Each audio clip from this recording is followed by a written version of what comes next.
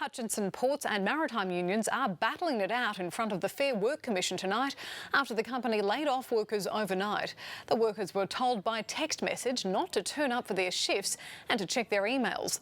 They formed a picket line outside the wharf at Port Botany and are still protesting. We're joined live now by Deborah Rice. Deb, we can see that the workers there are still protesting behind you at this stage. Does it look like the picket line will be going all night?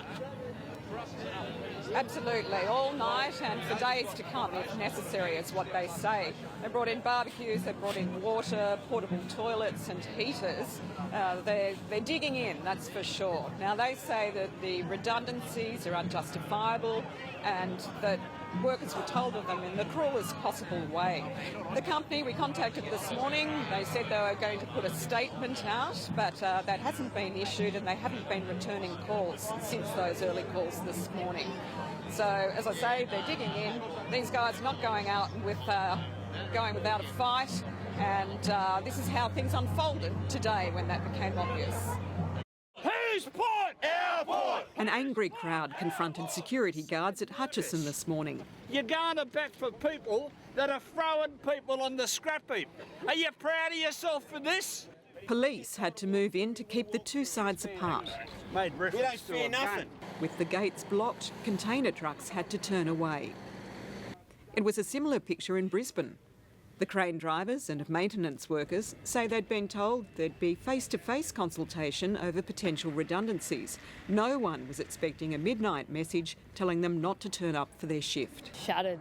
I've got my dad works here, my sister works here, we're all gone. It's a really young workforce with kids, mortgages, and they just treating us like rubbish. It's just horrible. They weren't even allowed to collect their personal belongings. I think what's happened today is unethical, it's immoral and it's cowardly.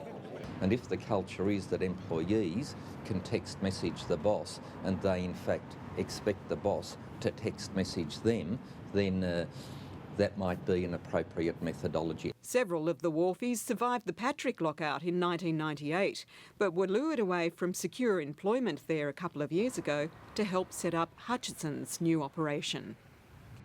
About half the workforce has been retained for now, but Hutchison is sending vessels to other terminals. They haven't lost work, they're subcontracting out their work in order to facilitate mass sackings. This afternoon, Hutchison appeared at the Fair Work Commission asking for an order to stop the picketing. The Maritime Union immediately made a counterclaim trying to prevent the job losses. Deborah Rice, ABC News, Sydney.